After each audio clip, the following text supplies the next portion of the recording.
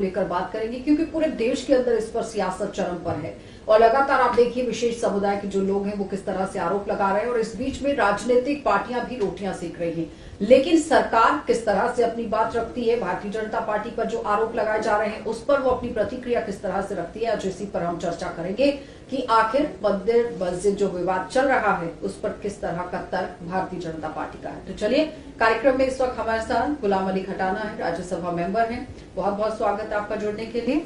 और सबसे अहम बात यह है कि जेपीसी के भी मेंबर हैं, वहां पर क्या कुछ हुआ उसको लेकर भी थोड़ी सी चर्चा जरूर करेंगे। लेकिन सबसे पहले सवाल गुलाम अली जी कि मंदिर मस्जिद विवाद को लेकर जिस तरह से सवाल उठ रहे हैं, अखिलेश यादव कह रहे हैं कि सरकारी तंत्र का इस्तेमाल किया जा रहा है, पुलिस का गलत तरीके से इस्तेमाल किया जा रहा है। देखिए आशा जी, जब किसी सियासी जमात को लोग नकार देते हैं ना, तो उनको ये सारी चीजें आ जाके वो फिर वो पॉलिटिकल अटैक करते हैं सत्ता पक्ष पे। अखिलेश यादव जी को ये सोचना चाहिए कि अगर आज मुसलमान वहां बैकवर्ड है तो उसकी कांग्रेस और सपा रिस्पॉन्सिबल है। अगर वो आज अनपढ़ है उसकी जिम्मेदार आप हैं। आपने उन लोगों को, उन मुसलमानों को, आपने उनको स्कूल तक नहीं, उनका इंफ्रास्ट्रक्चर नहीं बनाया। आज आप उनको डराते हैं और जब आपका कुछ नहीं चलता, जब आप सोचते हैं कि मुसलमान आज भारतीय जनता पार्टी की तरफ जा रहा है, तो फिर आप उनको उकसाते हैं। आपने मुसलमान को माफिया के साथ जोड़ दिया है। मुसलमान की बात जुड़ती थी इंसाफ के साथ, बराबरी के साथ। कांग्रेस ने पिछले 70 सालों में, और उसमें से निकली जो जमातें हैं, टीएमसी हो, जम्मू कश्मीर में नेशनल कॉन्फ्रेंस हो, पीडीपी हो, जब और कई जमातें हों, एनसीपी हो जो शरद पवार की है, इन लोगों ने मुसलमान को डराया है। आज मुसलमान को एक नरेंद्र मोदी जी की रहनुमाई में एक होप आई है। देश के वजीर आजम अपनी दुनिया की सबसे बड़ी पार्टी की रहनुमाई करते हैं और उन्होंने कहा कि मुसलमान एक हाथ में कुरान रखे और दूसरे हाथ में टेक्नोलॉजी। ये कहे ना अपनी सियासी जलसों में, ये मुसलमान को डराते हैं कि आपको बड़ा भाई मारेगा। बाहर के हथियार बरामद हो रहे हैं, उसको लेकर बयान दिया गया है। वो कह रहे हैं कि बीजेपी पुलिस का इस्तेमाल करती है किसी को भी फंसाने के लिए।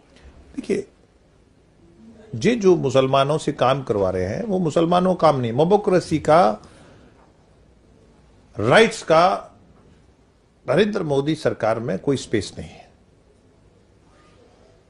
आप इनके 70 साल के चिट्ठे देखिए ना, इन्होंने क्या क्या करा है। इन्होंने देश में कितने राइट्स करवाए हैं, देश को कितना कमजोर किया है। ये क्या हमें सिखाएंगे? ये क्या मुसलमानों को सिखा सकते हैं? आज मुसलमान ये सोचता है कि मैं स्टार्टअप स्टैंडअप के जरिए देश के वजीर आजम का जो मिशन है उसमें मैं भी हिस्सेदार बनूं, दुनिया की तीसरी बड़ी ताकत बने, उसमें हम अल्पसंख्यक, जो सबसे बड़ा अल्पसंख्यक है देश में, उसकी भी हिस्सेदारी हो, भागीदारी हो। ये चाहते नहीं। तो कह रहे हैं कि जेल के अंदर जब समाजवादी पार्टी के लोगों को मिलाया गया है तो जेलर पर कार्रवाई कर दी आप लोगों ने। देखिए, कानून से चलेगा, वो उनके तरीके से नहीं चलेगा। 10-10 मर्डर किए हुए उनके एमएलए बनते हैं।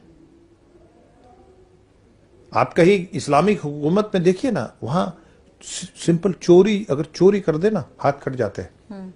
ये भारत है, ये भारत की संस्कृति है, ये भारत में हमारा बड़ा भाई है, सनातनी है। हम सब मिलके रहते हैं, हम सब्र से रहते हैं, पेशेंस से। ये चाहते नहीं। राहुल गांधी कह रहे हैं कि संभल जाना चाहते हैं लेकिन आप इजाजत नहीं दे रहे हैं, जाने नहीं दिया जा रहा है। एलओपी के नाते उनका अधिकार बनता है। लोगों ने उनको नकारा है, लोगों ने उनको रिजेक्ट करा है। वो फिर जाके मुसलमानों को, अगर आज मुसलमान कहीं बैकवर्डनेस में है तो उसकी जिम्मेदारी कांग्रेस पे है, नेहरू जी पे है, इंदिरा गांधी पे है, इनके जितने भी बड़े नेता हुए हैं आज की कांग्रेस पे है।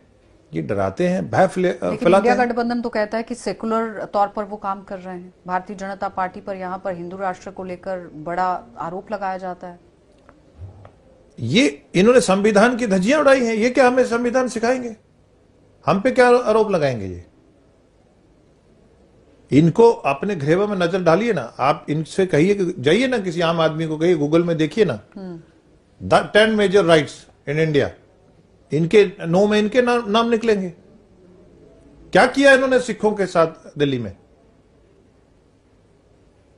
ये भय फैलाना छोड़ दें। लेकिन राहुल गांधी तो कह रहे हैं कि मैं अपनी सिक्योरिटी को छोड़ने के लिए भी तैयार हूं, पुलिस की गाड़ी में बैठकर जाने को तैयार हूं, उसके बावजूद भी नहीं जाने देना जा रहा है। देखिए, क्या छुपाना चाहती है भारतीय जनता पार्टी? पुलिस क्या छुपाना चाहती है? भारतीय जनता पार्टी, जब उनको लोगों ने रिजेक्ट करा है, पहले उन्होंने उकसाया, वर्कर के जरिए गरीब मुसलमान को उन्होंने उकसाया, और उनके जिम्मेदार हैं वो, उनको मुसलमान रहने नहीं दिया, उनको क्रिमिनल बना दिया बड़ा। आज मुसलमान को मैं देख रहा था कि इतनी बड़ी बड़ी, जिनका आजादी में मुसलमानों का हिस्सा था, जब हिंदू मुस्लिम सिख सब अंग्रेजों के खिलाफ लड़ते थे, उनकी फैमिलीज को, उनमें मुसलमान को मलेश से, क्रिमिनल से, अनपढ़ से जाना जाता है। क्यों? इसकी जिम्मेदार कांग्रेस है। लेकिन यही तो सवाल उठ रहा है कि पूरे देश के अंदर अगर हिंदू मुस्लिम सिख ईसाई भाई भाई बनकर रहते हैं तो ये माहौल खराब करने की कांग्रेस कर रही है। इनको लोगों ने रिजेक्ट करा है, मुसलमान इनके मुसलमान उसके इनसे भाग रहा है, ये उसको डराते हैं, इसलिए करते हैं। प्रियंका गांधी कह रही है कि जब तक हम वहां जाएंगे नहीं, देखेंगे नहीं, तो कैसे पता चलेगा कि लॉ एंड ऑर्डर की सिचुएशन कैसी है? उन्होंने लॉ एंड ऑर्डर करना है। वो क्या चाहते हैं? ओवर राइट्स करवाना चाहते हैं वहां। उन्होंने शिया सुन्नी को लड़वाया, उन्होंने उनको कभी पूछा ही नहीं। आज कोई शिया सुन्नी का आपने फसाद सुना देश में? आज वहां जो जोगी जी की सरकार है, या देश के वजीर आजम नरेंद्र मोदी जी की सरकार है, वजीर दाखिला है, रूल ऑफ लॉ है।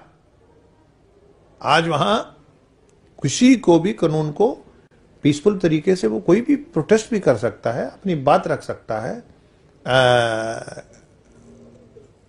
इसमें कोई किसी को मना ही नहीं। लेकिन सवाल उठ रहे हैं कि मंदिर मस्जिद विवाद के अलावा भारत में और भी बहुत मुद्दे हैं, उन पर चर्चा होनी चाहिए, बेरोजगारी का मुद्दा उठना चाहिए। देखिए, भारत बहुत बड़ा देश है, भारत कोई छोटा देश नहीं है, इसमें बहुत प्रेशर ग्रुप्स हैं, बहुत सोशल तंजीमें हैं। भारतीय जनता पार्टी ही नहीं है एक, भारतीय जनता पार्टी की सरकार जरूर है।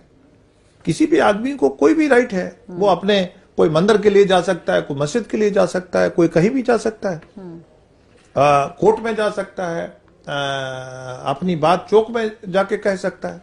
विकसित भारत का अपमान है ये, जिस तरह से मंदिर मस्जिद विवाद शुरू हो गया है देश के अंदर। कैसे तरह से अपमान कहा जा रहा है? बताइए ना आप, कैसे अपमान है? हम 10 साल ये doctor Manmohan Singh ji prime minister रहे, और हम 11वें नंबर पे थे, 11वें नंबर पे ही रहे। हम 11वें नंबर पे 5वें नंबर पे ले आए, तो कौन सा अपमान है? अभी 5 में से हम चौथे पे जाएंगे, फिर तीसरे पे जाएंगे। धार्मिक शत्रुता को खत्म करने की जरूरत है, कहा जा रहा है।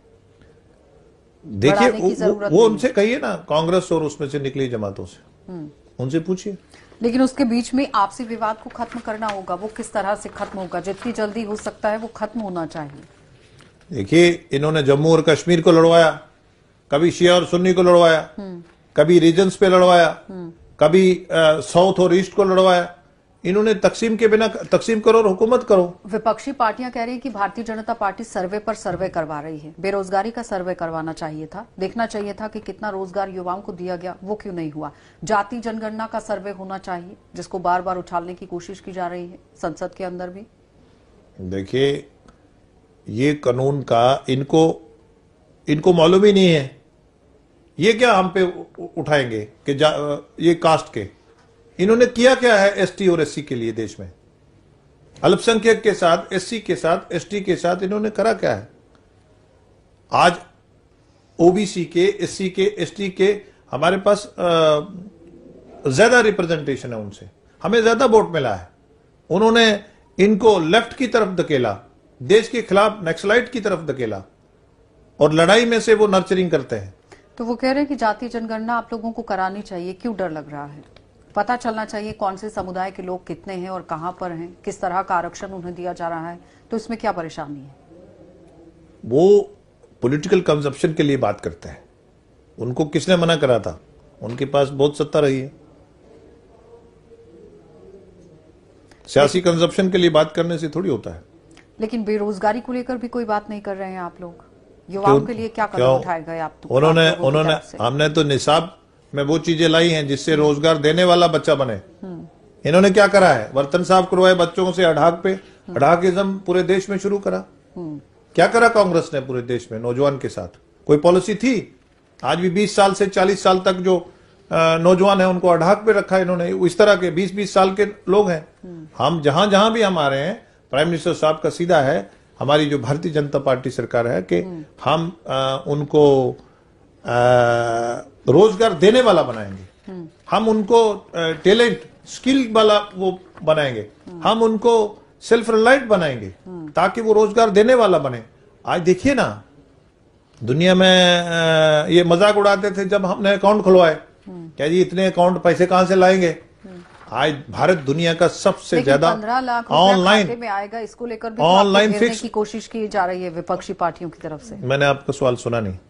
15 लाख रुपए हर किसी के खाते में आएंगे, उसको लेकर भी आप लोगों को घेरने की कोशिश हुई है विपक्ष की तरफ से? देखिए, हमने लोगों के खातों में, इनके जमाने में 100 रुपए आता था और 10 पहुंचते थे। हमारे जमाने में पंचायत में अगर 23 लाख एक पंचायत को आता है, पूरा उसके अकाउंट में पहुंचता है। किसान के खाते में अगर 6000 साल का आता है, 6000 पहुंचता है बगैर चक्कर लगाए। पेंशन वाले के खाते में उतना ही पहुंचता है। अभी हम जो कहते हैं वो करते हैं। एक बड़ा आरोप यहाँ पर, आरोप नहीं कहा जाएगा लेकिन एक सुझाव ही आप देखिए, मोहन भागवत की तरफ से एक बात कही गई। उन्होंने कहा कि ये मोहन भागवत ने जून 2022 में स्पष्ट रूप से कहा था कि हर मस्जिद के नीचे शिवलिंग खोजने और हर दिन नया विवाद शुरू करने की क्या जरूरत है? हिंदू और मुस्लिम के जो पक्ष हैं अपने अपने दावे तो रख ही रहे हैं, लेकिन जरूरत क्या है?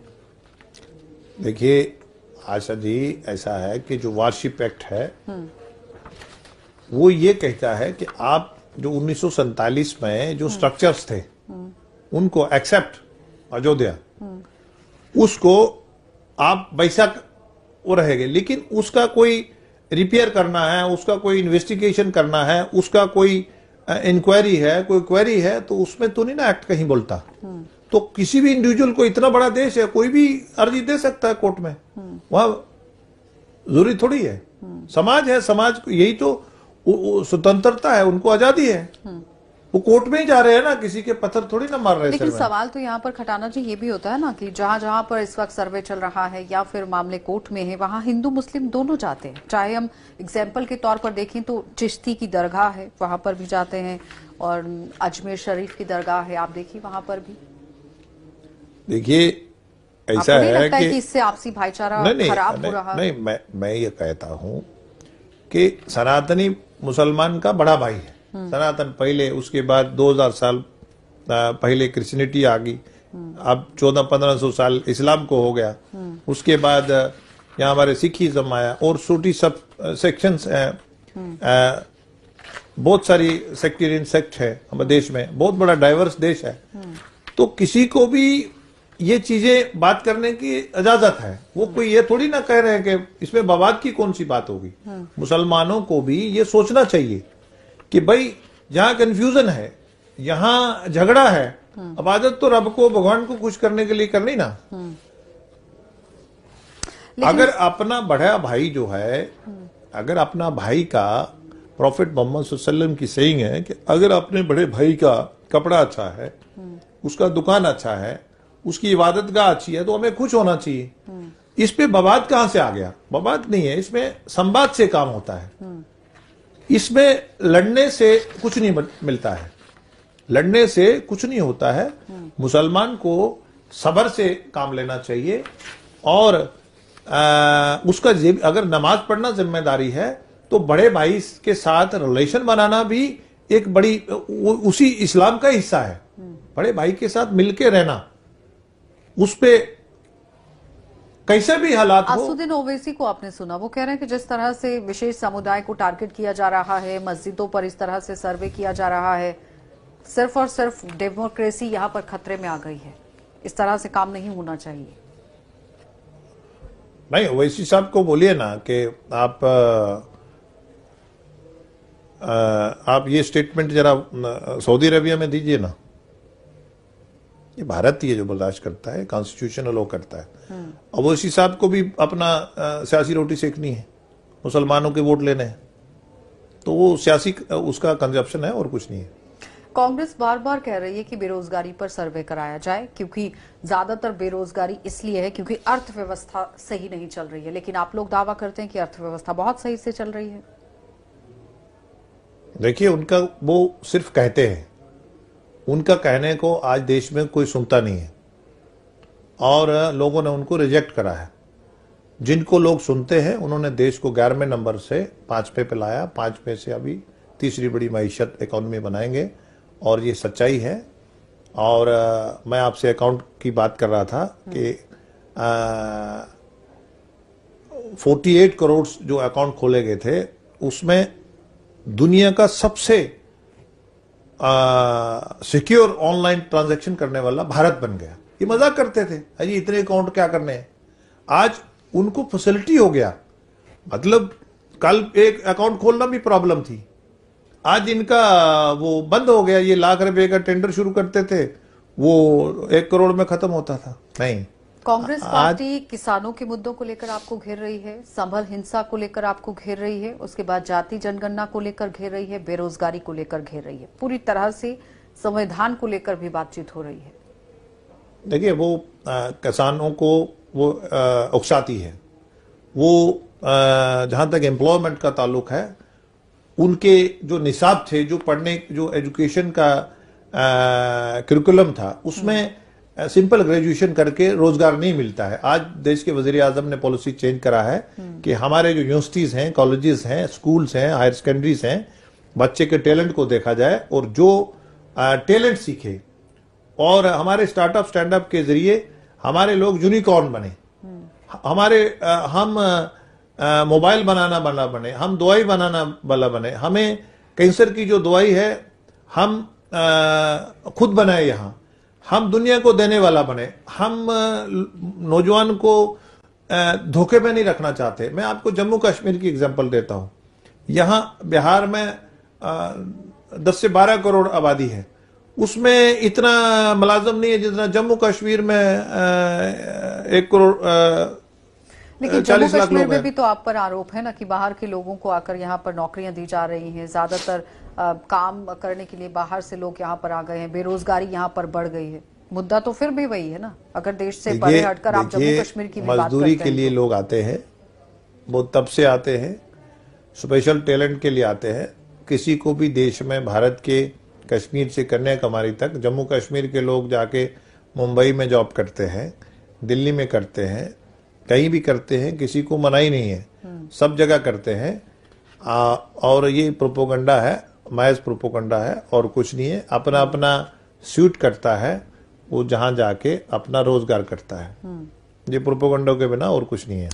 लेकिन 6 साल से लेबर फोर्स जो कि 10% से भी ज्यादा बढ़ी और 2017 से 18 में ये करीब 50% थी, जो 23 और 24 में अब बढ़कर 60% हो गई है। बेरोजगारी की बात कर रही हूँ। लेबर फोर्स जो कि पुरुषों की तुलना अगर हम की जाए महिलाओं के साथ तो कम है फिलहाल, लेकिन नंबर ऑफ जो अभी डिटेल देखी जा रही है तो ज्यादातर बेरोजगारी कम नहीं हुई है जम्मू कश्मीर में भी और पूरे देश के अंदर भी। आज हर एक घर की डिमांड है कि उसके घर के बच्चे को नौकरी मिले। देखिए, हम दुनिया में सबसे बड़ा पॉपुलेशन वाला देश है, अल्लाह हम दुनिया को सबसे ज्यादा ह्यूमन रिसोर्स भी प्रोवाइड करते हैं। हमारे पास टेक्निकल लोग दुनिया में सबसे ज्यादा हैं, हमारे पास लैंग्वेजेस पे ज्यादा है। हमें अपने जो सोच है, हमें लैंग्वेजेस और इसके बजाय हमें प्रोफेशनलिज्म की तरफ जाना पड़ेगा। और मोदी जी ने टेक्नोलॉजी और एनवायरनमेंट को बराबर करते हुए एक बीच का रास्ता लेते हुए हमें सेल्फ रिलायंट की तरफ, खुद कफैली की तरफ बढ़ना पड़ेगा, जिसकी तरफ हम चल पड़े हैं। बेरोजगारी के 3 आंकड़े सामने आते हैं खटाना जी, जिसमें पहला लेबर फोर्स पार्टिसिपेशन रेट यानी कि LFPR, दूसरा वर्कर पॉपुलेशन रेशो WPR। ये दोनों अपनी डिटेल रखते हैं। वो कहते हैं कि यहाँ पर जिस तरह से रोजगार मिलना चाहिए नहीं मिल रहा। WPR के आंकड़े कहते हैं कि 58.2% के पास रोजगार है कुल आबादी में। इनमें 76.3% पुरुष हैं, 40.3% महिलाएं कामकाजी हैं। 22 और 23 में 56% था, इसके आसपास रोजगार था। एक साल में महिलाओं की जो दर है 5% बढ़ गई। लेकिन सवाल ये उठता है कि अगर मंदिर मस्जिद विवाद पूरे देश के अंदर इस तरह से चल रहा है, दूसरी तरफ से वक्फ बोर्ड को लेकर भी आपने देखा कितना बड़ा इशू चला, क्योंकि आप खुद उस कमेटी के मेंबर भी रहे हैं JPC की, जिसमें मीटिंग भी हुई। उसका हल अभी तक क्या आया वो भी आपके सामने था, लेकिन उस पर भी सवाल उठाए गए कि समुदाय विशेष को टारगेट करने की कोशिश की जा रही है पूरे देश के अंदर। देखिए, वक्फ का जहां तक ताल्लुक है, वक्फ की अमलाक वाकिफ एक मकसद के लिए वक्फ करता है, और वक्फ जो है मुसलमानों के ही अमलाक है। देश के वजीर आजम ने ये वक्फ का जिसको आप 2024 अमेंडमेंट बिल बोलते हैं, वक्फ एक्ट, इसमें एक मकसद है लाने का।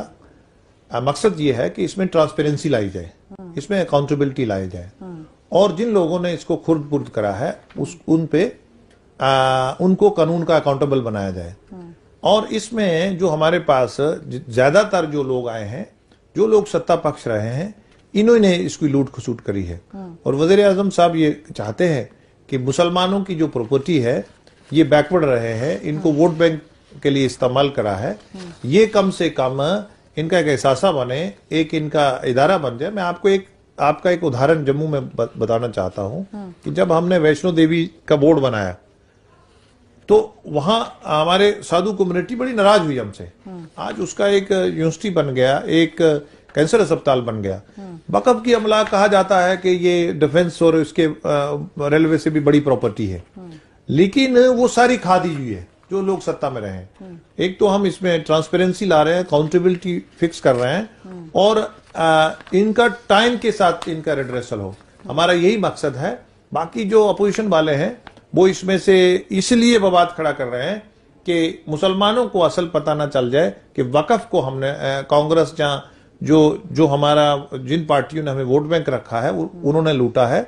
हमारा ये सामने पिछले दिनों कांग्रेस के बड़े नेता खड़गे जी, उसमें एक वहां फार्मर वो आए चेयरमैन वहां उसके कर्नाटक के, उसने हमें ये आंकड़े दिए कि उनके पास भी वक्फ का प्रॉपर्टी है।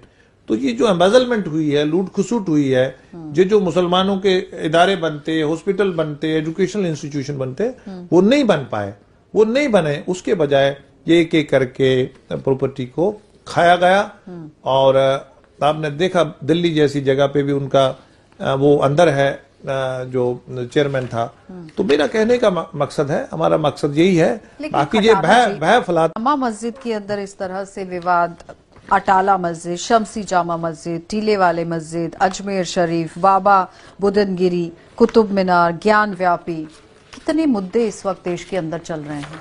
आपको नहीं लगता है शांति बहाली होनी चाहिए देश के अंदर और विकास की बात होनी चाहिए? देखिए, ये बड़ा देश है, इसमें सनातन मुसलमानों का बड़ा भाई है। हमें इनकी एक्सप्लॉयटेशन में नहीं आना चाहिए। हमें आगे बढ़ के अपने बड़े भाई के साथ मिलजुल के जो भी पेंडिंग इश्यूज हैं, जब कुछ इश्यूज सामने आ रहे हैं, देखो कोई भी आजादी है ना, किसी को भी कोई भी जा सकता है कोर्ट में, तो उसमें जरूरी नहीं है कि भारतीय जनता पार्टी सबको लेके जा रही है, लेकिन ये है कि समाज का कोई भी व्यक्ति जा सकता है। तो उसको हमने इन पॉलिटिशियंस जिन्होंने हमें बैकवर्ड रखा है, खासकर मुसलमानों को अनपढ़ रखा है, जहां भय फैलाया गया है, जहां ऐसी चीजें जो दूसरे भाई को भाई से नफरत, ऐसी चीजें मुसलमानों में जानबूझ के करी गई। जैसे मुसलमानों को पहले पाकिस्तान ने रशिया के खिलाफ एक तालिबान खड़ा करा, एक दाइश खड़ी करी। तो मेरा कहने का मतलब है कि सवाल तो ये भी उठाया गया कि बांग्लादेश के अंदर जो अल्पसंख्यकों के साथ हो रहा है उस पर काम करना चाहिए भारत सरकार को। नहीं, मुसलमान कल हमने कंडेम करा है। मुसलमान को इसमें बढ़ के आगे आना चाहिए कि भाई अल्पसंख्यक जो है ये इस्लाम शरअ इजाजत नहीं देती है, ये पॉलिटिकल फोर्सेस करती है अपने वोट बैंक के लिए। लेकिन वो तो कह रहे हैं कि कंडेम करने से कुछ नहीं होना है, कार्रवाई करनी चाहिए। मुसलमान अमन पीस का नाम है, उसमें रहना चाहिए। पाकिस्तान का बड़ा कंडेमनेबल है। पाकिस्तान ने गुलाम अली जी, बहुत बहुत धन्यवाद जुड़ने के लिए। तो फिलहाल गुलाम अली खटाना बात कर रहे थे कि किस तरह से यहाँ पर विपक्षी पार्टियां लगातार लोगों को बांटने की कोशिश कर रही हैं, लेकिन फिलहाल विकास की राह पर देश चल रहा है। अभी आने वाले समय में जब कोर्ट के अंदर सुनवाई होती है तो किस तरह का डिसीजन आएगा, किस तरह का फैसला आएगा, ये बड़ी बात रहेगी। लेकिन आपसी भाईचारे को कायम रखने के लिए भी काम करने की जरूरत है। आप देखते रहिए कार्यक्रम।